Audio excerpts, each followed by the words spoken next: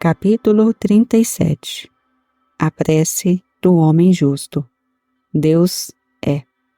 2 de setembro de 1963. A verdade é uma experiência chocante.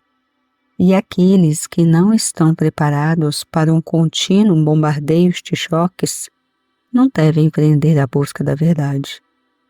Provavelmente, a primeira pergunta que um buscador da verdade faria a si mesmo é: por que há tão pouco fruto de orações? Quer seja a oração protestante, a oração católica, a oração judaica, a oração budista, por que há tão pouco fruto? Se a busca pela verdade fosse iniciada neste ano em particular, o buscador receberia muitos choques ao ler artigos de revistas escritos por ministros, dizendo por que as pessoas estão se reunindo em pequenos grupos para orar, porque não estão se reunindo em grande número nas congregações, porque estão buscando fora de suas igrejas. Há uma resposta simples para tudo isso, uma que toda religião deveria ter sido capaz de dar. As orações dos seres humanos não são respondidas. As orações que buscam melhorar a cena humana não são respondidas. As orações que visam proteger nossos filhos, os nossos amigos, os nossos parentes ou aliados, não são respondidas. Portanto, a oração, como geralmente é ensinada, é infrutífera, improdutiva e mal-sucedida.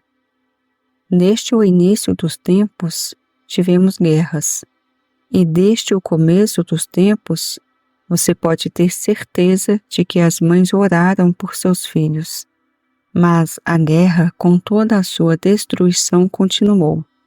De fato, foi tão intensificada neste século que não apenas os meninos que vão à guerra estão em perigo de serem destruídos, mas até as mães que ficam em casa correm o risco de serem destruídas.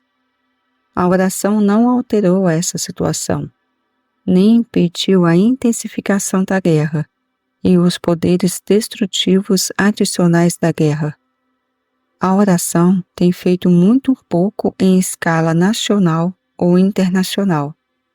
E ainda na Bíblia encontramos: a oração do homem justo vale muito, ou eu não vi o justo implorar pelo pão.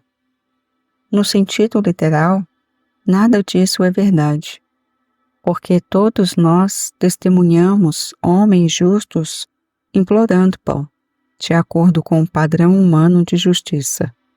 Então, evidentemente, a oração que o mundo entende não é a oração justa, de valor. Primeiro de tudo, que seja revelado durante todo o tempo que Deus não pode ser influenciado pelas orações do homem para fazer qualquer coisa, sob quaisquer circunstâncias e sob quaisquer condições. Portanto, orar a Deus para satisfazer seus desejos é uma perda de tempo e desperdício de energia. Orações para seus filhos, seus amigos, seus parentes, seus aliados são orações desperdiçadas. A oração considerada eficaz é a oração em que você entrega seus desejos e vontades a Deus. É a oração em que não se pedem favores nem parcialidade. É a oração em que você abre a sua consciência para que Deus possa cumprir seu plano em você, ou através de você. Que esta presença de Deus e este poder de Deus que você reconhece possa abençoar a todos, amigo ou inimigo, santo ou pecador, branco ou preto, preso ou livre. A oração deve começar com essa percepção: eu oro para que a tua vontade seja feita, e não a minha.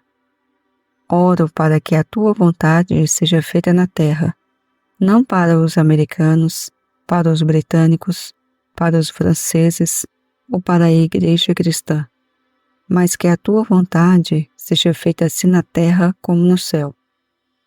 O primeiro elemento da oração é a humildade. Isto é verdade se a oração é uma experiência individual, na qual você procura a graça de Deus, ou na qual você pensa na graça de Deus em conexão com sua vida diária, sua vida familiar, seu negócio ou vida profissional. Ou ainda se você cresceu acima deste sentido pessoal da oração, no nível em que a oração inclui o seu próximo e a si mesmo, o seu vizinho inimigo e também o seu vizinho amigo. A humildade é importante. E a humildade de que falo não é uma depreciação de si mesmo, mas sim um reconhecimento de que você mesmo não tem poder para beneficiar este mundo, nem mesmo sua parte familiar neste mundo. Sua atitude de oração seria que a graça de Deus, a presença de Deus e o poder de Deus fossem liberados na experiência dessa comunidade, desta nação e deste mundo.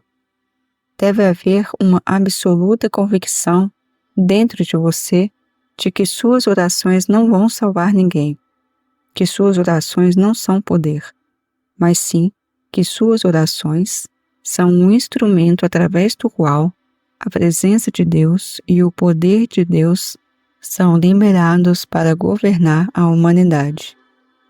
Antes de nossa última viagem à Nova Zelândia, recebemos cartas nos avisando para não comparecer a uma determinada data, porque houve boletins das autoridades reportando que haveria um terremoto no oceano que provocaria um maremoto, programado para atingir o centro de Nova Zelândia.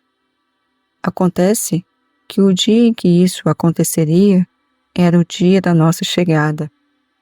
É desnecessário dizer que não mudamos nossos planos, e nem é preciso dizer que sabíamos que não tínhamos poder sobre o terremoto, nem sobre o maremoto. No entanto, ao abrir nossa consciência para a realização da onipresença, onipotência e onisciência, a presença e o poder de Deus foram liberados para a situação. O terremoto aconteceu no oceano, mas a onda foi dissipada antes de chegar à Nova Zelândia. Se é que nossas orações foram de alguma maneira instrumento para trazer esta demonstração, não fomos nós ou as nossas orações que tivemos poder, mas sim a abertura da consciência à presença de Deus produziu o poder. Este é o ponto que eu trago. Deus é. Existe um Deus de infinito poder, e Deus está mais perto do que respirar. Está aqui e agora, nesta sala, mas também está aqui e agora, onde quer que você esteja, ou onde quer que alguém esteja. A presença e o poder de Deus não realizam milagres até que uma quietude interior tenha sido alcançada, e nesta quietude, a presença e o poder de Deus são liberados. Um com Deus é a maioria, ou onde 2 ou 3 estão reunidos em meu nome, aí estou eu no meio deles. Ou 10 homens justos podem salvar uma cidade. Você deve aceitar a onipresença de Deus. E então você pergunta: se Deus é onipresente, qual é a explicação para tantas catástrofes? A resposta comprovada é que a atividade de Deus, a presença de Deus e o poder de Deus estão funcionando somente onde Deus é percebido. Portanto, na ausência da percepção e realização de Deus, Deus não está funcionando. De 100.000 pessoas que viajam para Lourdes por uma cura, você leu que apenas 15 foram curadas. A atividade de Deus opera apenas na experiência daqueles que abrem sua consciência para ela. Os 15 foram provavelmente suficientemente esclarecidos. de modo que não estavam pedindo a Deus para fazer nada, mas estavam se apresentando a Deus em silêncio, para que a vontade de Deus fosse feita. Em uma investigação desses 15 casos, aprendeu-se que eles não oravam por si mesmos. Eles oraram por outros que estavam em pior situação do que eles. Em outras palavras, não há amor maior do que dar a própria vida para que o outro seja salvo. Não peço a ninguém que aceite as revelações que me foram dadas. Eu apenas as declaro e as ofereço a qualquer um que sinta uma resposta e deseje adotá-las. O que você acha que aconteceria se qualquer nação dissesse ao seu governo: em nenhuma circunstância consentiremos em lançar uma bomba, mesmo que tenhamos conhecimento de que alguém está planejando lançá-la primeiro? Não podemos acreditar que nossas vidas são mais importantes aos olhos de Deus do que as vidas das pessoas do país inimigo. É minha convicção que, se qualquer nação fizer essa declaração, a guerra e a possibilidade de uma bomba ser lançada terminaria, porque as bombas são mantidas em reserva apenas como resultado do medo. Porque tememos por nossas vidas, protegeríamos nossas vidas às custas de qualquer outra pessoa. Alguém em algum momento deve quebrar o ciclo do medo, o ciclo da autopreservação, que é a primeira lei da natureza. Pode ser a primeira lei da natureza humana, mas não é a primeira lei de Deus. A primeira lei de Deus é: não há outro amor maior do que dar a própria vida para que o outro seja salvo. Somente perdendo a sua vida, você pode salvá-la. Eu testemunhei isso em uma escala individual e, em certa medida, em escala coletiva. Quando um indivíduo retira sua inimizade, a inimizade cessa. Eu testemunhei isso pela primeira vez em uma escala coletiva, quando fui chamado para uma situação em que uma greve não poderia ser resolvida. Eu disse ao líder sindical: você realmente acha que, por um momento, eu posso influenciar Deus para que você tenha uma greve de sucesso? Você realmente acredita que minhas orações teriam o poder de derrotar alguém? Se assim for, você não entende a natureza da oração. Eu vou lhe dizer o que vai resolver a greve pacífica e harmoniosamente para todos os interessados. Como negociador do sindicato, você está disposto a um acordo que provará ser uma verdadeira bênção para a empresa e também para seus membros do sindicato? Você poderia entrar em uma reunião com seu coração absolutamente certo de que você poderia se contentar com o que seria tão justo para a corporação quanto para seus membros do sindicato? E esta foi a sua resposta. Talvez, há algum tempo, eu não poderia ter respondido afirmativamente, mas eu posso hoje. Sim, hoje eu percebo que, como os homens devem viver, também as corporações e os negócios devem viver. E eu estou disposto a buscar apenas aquilo que é justiça. Não é preciso dizer que a greve foi resolvida amigavelmente em 24 horas.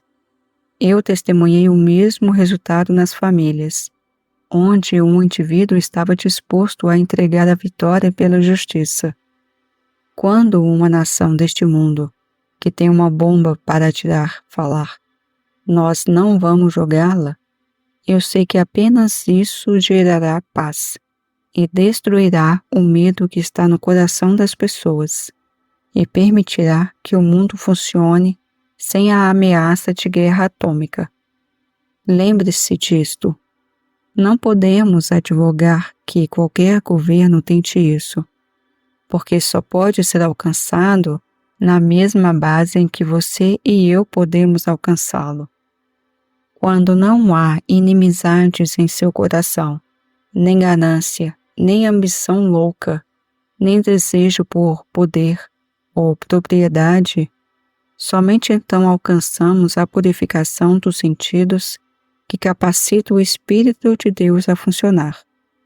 Quando nos aproximamos de um ministério de cura no nível do indivíduo, da comunidade, da nação ou do mundo, lembre-se de abordá-lo, antes de tudo, sem desejos ou motivos pessoais. Aproxime-se disso com a percepção de que nosso motivo para a oração é que a graça de Deus atue. Nós somos um instrumento para a graça de Deus. Somente no grau em que nos aproximamos da oração, sem uma tentativa de influenciar Deus ou dirigir a Deus, e podemos rebaixar e permanecer na certeza de que a vontade de Deus é boa. Deus não tem prazer em sua morte. Deus é puro demais para contemplar a iniquidade. Deus nunca criou um desastre. Deus nunca criou um pecado, ou uma doença, ou um mal de qualquer natureza. Portanto, com o coração pleno, você pode abrir sua consciência para a experiência da graça de Deus, que seja feita a tua vontade, e depois repousar nessa palavra. Descanse e seja um espectador, e observe como as coisas tomam forma em virtude da graça de Deus. Entregue sua vontade e entregue seus desejos.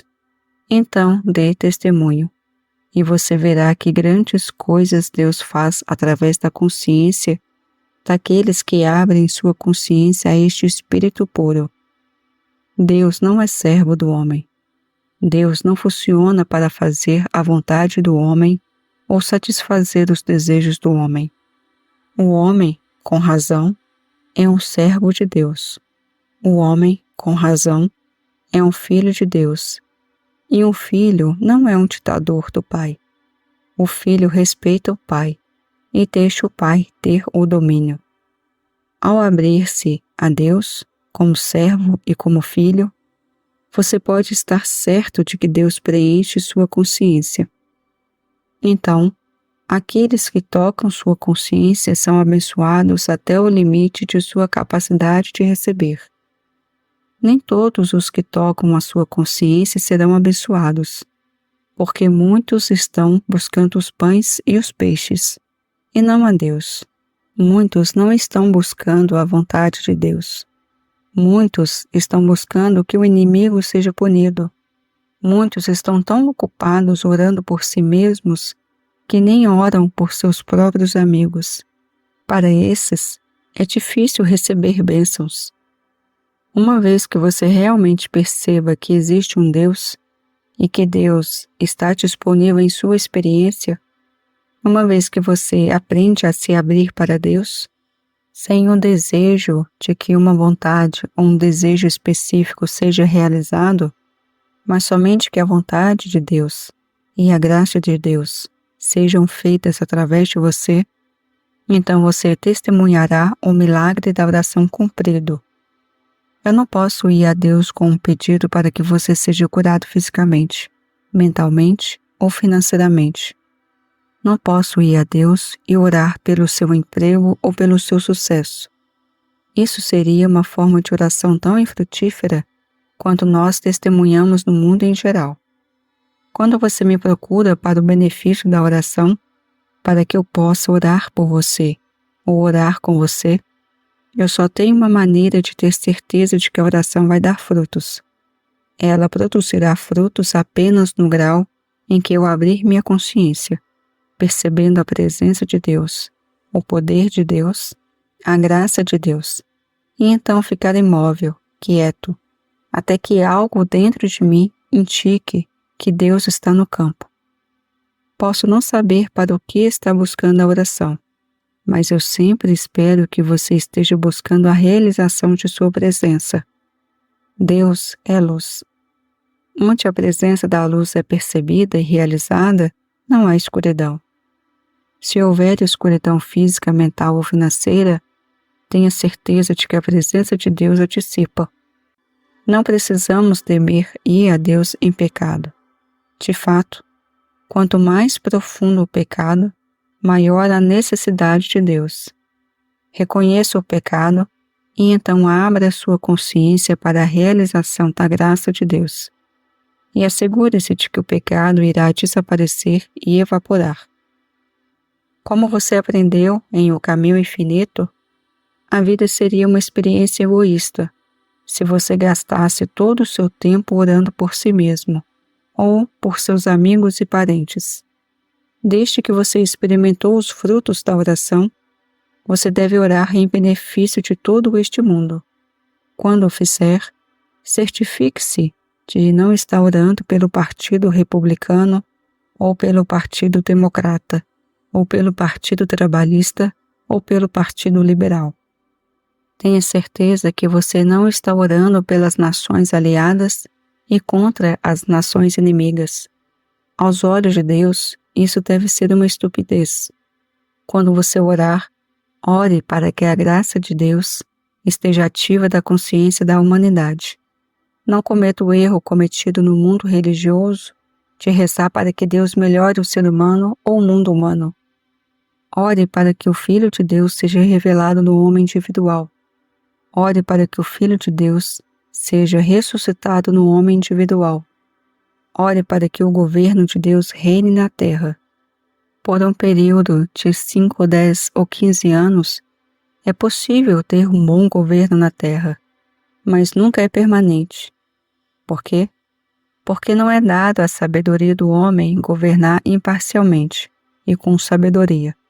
Portanto, a menos que você esteja orando para que o governo de Deus seja revelado na terra, você está orando mal.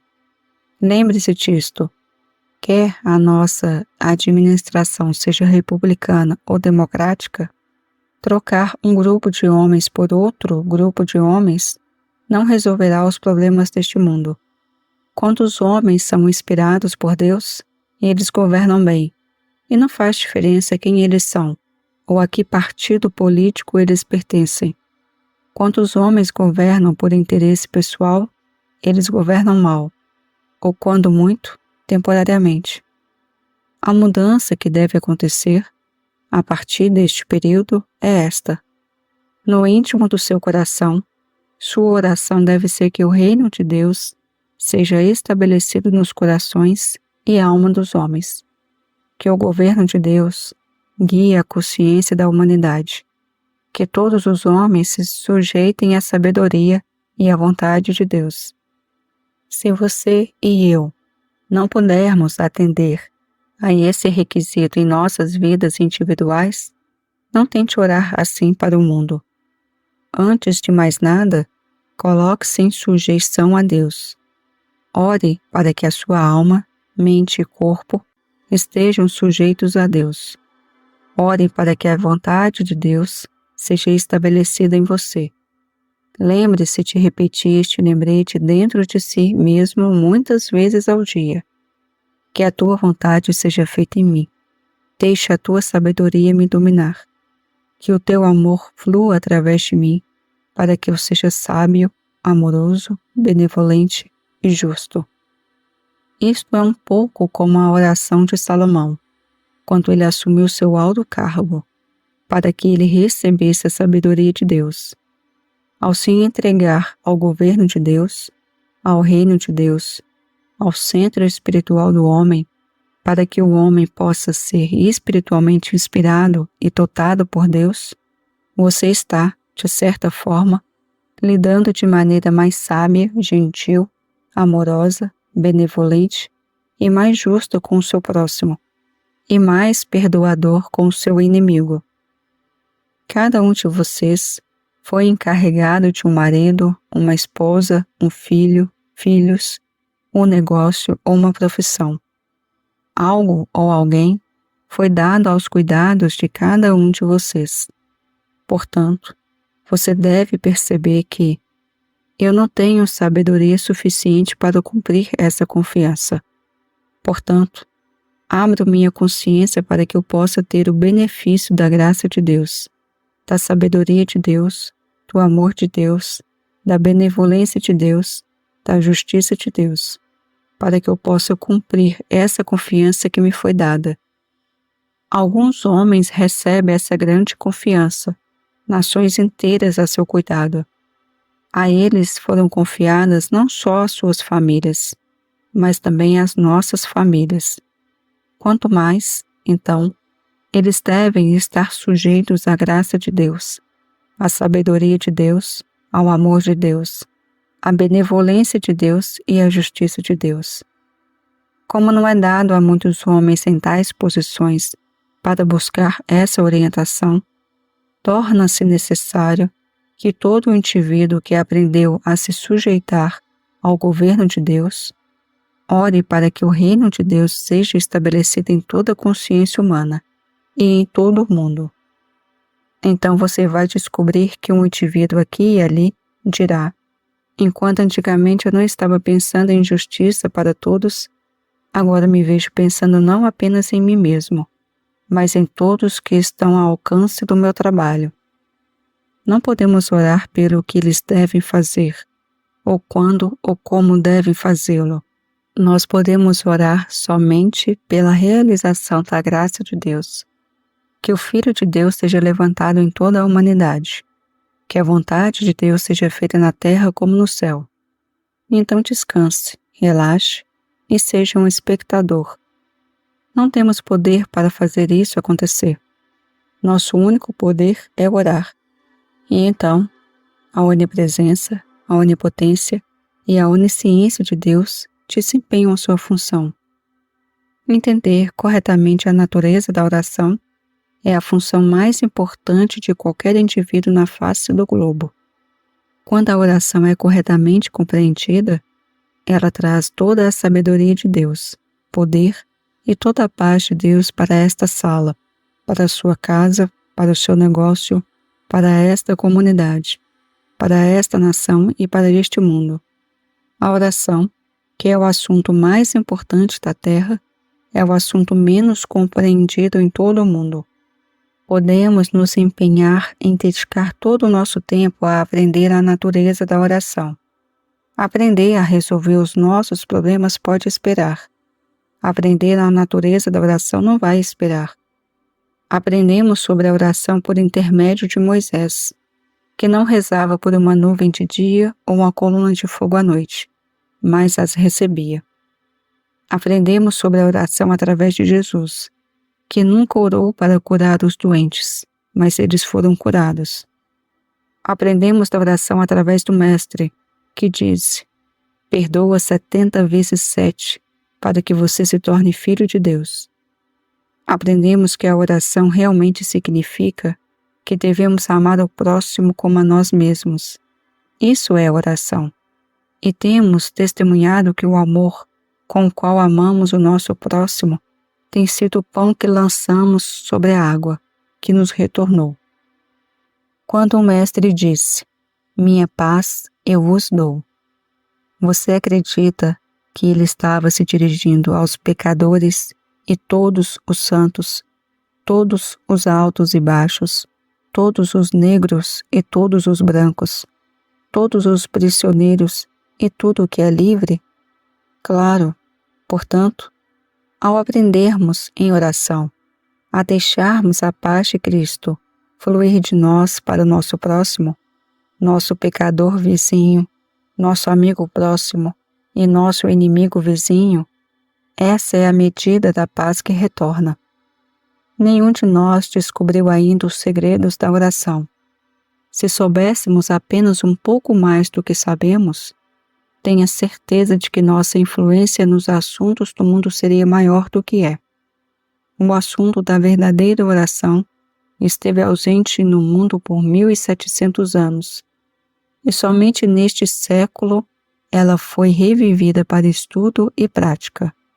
O que tem sido chamado de oração tem sido realmente egoísmo, superstição e ignorância. O assunto da verdadeira oração é novo. Alguns místicos de todas as épocas captaram vislumbres, mas só neste século captamos uma visão mais ampla da oração. A oração é uma atividade de Deus.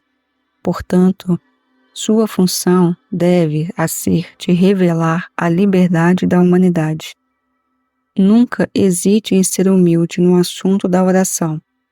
Nunca hesite em abrir a consciência para a maior compreensão da natureza da verdadeira oração.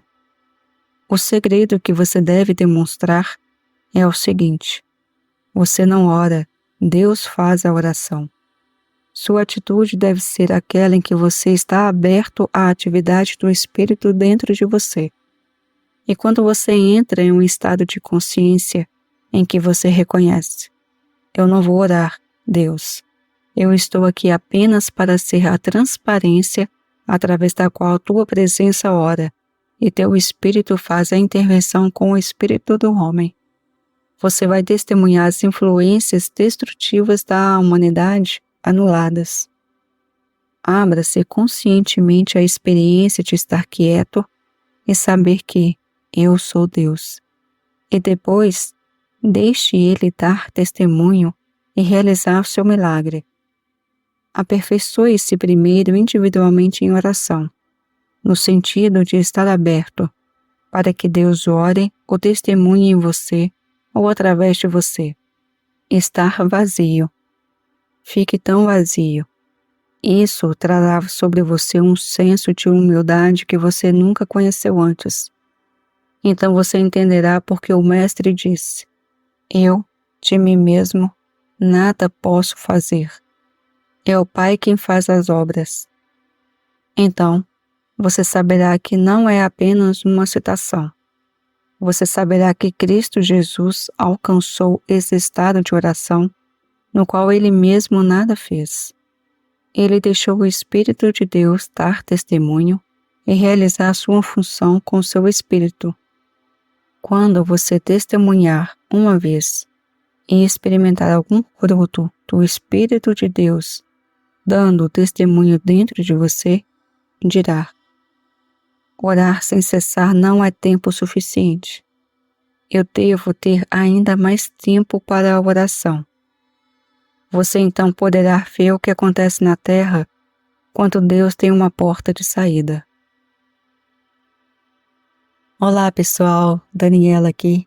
Chegamos ao final do capítulo 37 do livro de Joel Goldsmith, A Transformação da Consciência. Desejo de coração que vocês tenham gostado. Deixe aí seu comentário, compartilhe o vídeo para que chegue mais pessoas e se inscreva no canal se ainda não são inscritos. Amanhã voltamos com o capítulo 38. Nossa meta: a mente que estava em Jesus Cristo. Legal, né?